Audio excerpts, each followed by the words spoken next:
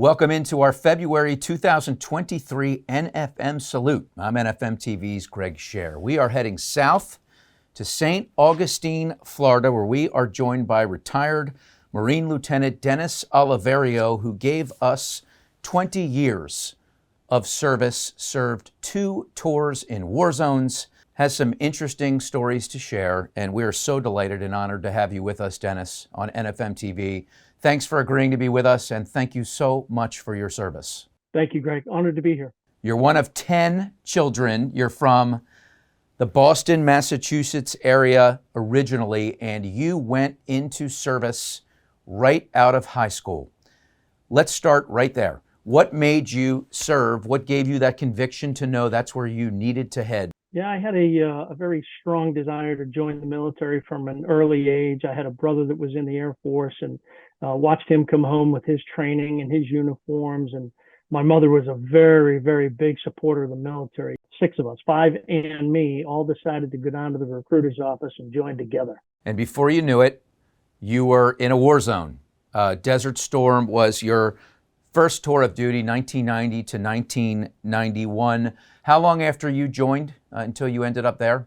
Yeah, I joined in 87, got out of boot camp and went to schools and things. The beginning of 88, did some workups, did a Mediterranean deployment. And then on my second Mediterranean deployment was my first combat zone, which was, the end of Operation Desert Storm. What was it like there?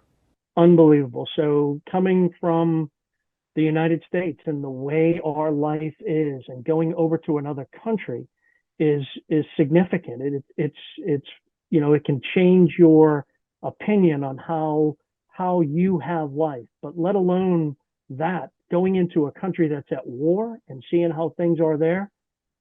Americans, people from the United States, they have no idea what that looks like until they've gone over to another country and seen it at war. And you were there for almost a year. You came back home and then were later deployed in 2005 into Operation Iraqi Freedom. So that's a big gap between the first time being in Desert Storm and then going back looks like 14 years later. Is that unusual? So I think it is. In between Desert Storm and Operation Iraqi Freedom, I was a helicopter gunner at the time, and I went the whole gamut of aviation maintenance and quality assurance, and was a survival instructor in northern Maine. Survival instructor. What are some things that you have to cover there? Well, the school where I was is called SEER School. SEER stands for Survival, Evasion, Resistance, and Escape.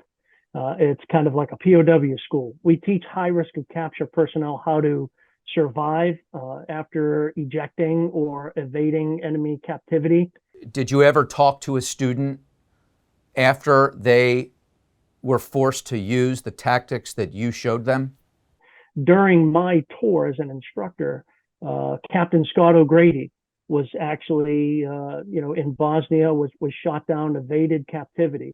And our school, of course, we debriefed him and heard of his exploits and what happened to him. The interesting part there is where I work now with a company called Precise Systems. The CEO of Precise Systems is a Marine, Scott Feaster. And Scott Feaster was actually the guy in the helicopter that rescued Scott O'Grady from Bosnia. Oh my goodness. So you are a Purple Heart recipient, and let's get into why. What happened to you in 2005 during Iraqi Freedom? Yeah, I was a tank platoon commander with Bravo Company 1st Tanks. We were deployed to Western Al-Anbar province, and we were engaged with enemy fire. An enemy insurgent shot me through the arm, penetrated the arm, but hit me in the chest, and luckily I had a vest on. Did the vest save your life? It certainly did. It was in just the position to stop that bullet and save my life. When you were wounded, you couldn't lift your arm. You couldn't get back into that tank. You were still taking on enemy fire. And one of your teammates did something extraordinary for you. What did he do, and how did it save your life? Yeah, Lance Corporal Jared Malone, who was in the tank with me, he jumped out of the safety of the tank and grabbed my arm, pushed it into me, and pushed me down inside the tank commander's hatch. risked his own life under fire and saved me from getting shot again. So he had to go into my pocket, pull out my tourniquet, and he ended up manipulating all my, exposed broken bones and things to put my tourniquet on high enough to actually stop the bleeding. The first surgeon I had, said if he didn't act as quickly as he did, he would not have made it. And for Kate, your wife, she had just been married to you for a couple of months prior to being deployed, and all of a sudden here you are being rushed back to the United States to be put back together. You had 16 surgeries. It's not just you serving, it's the families. Yeah, absolutely. For Kate, our first year of marriage sure was a test.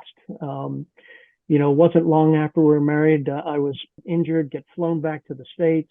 She stayed by me and refused to leave. She was with me through thick and thin. And, there was a lot of trying times in the hospital going through these surgeries after surgeries. You chose to donate the $2,500 that we make available to you to the charity of your choice, and you chose to donate it to an organization near and dear to you that focuses not on the soldier, but on the family and families of soldiers. IHOOT.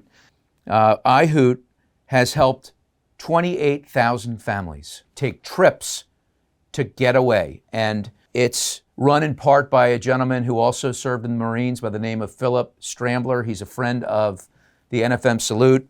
Tell us about IHOOT, what it's meant to you. Needless to say, we didn't really get a honeymoon. So after a couple of years in and out of the hospital, Bill recommended I take one of these trips. And I said, you know what? You're right.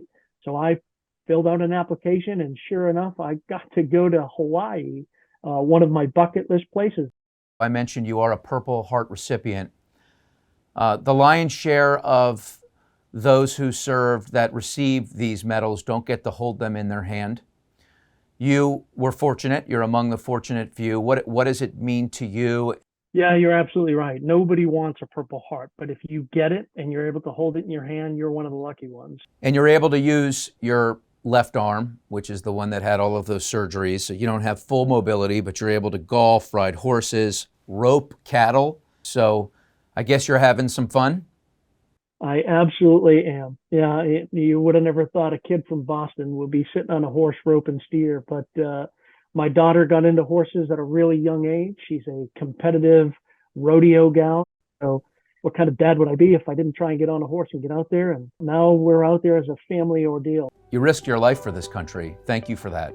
Thank you, Greg. Thank you for what NFM does, what it means, and people like Phil Scrambler and his organization, we thank you. We appreciate your time. I'm Greg Scher from NFM TV. We'll see you again next time.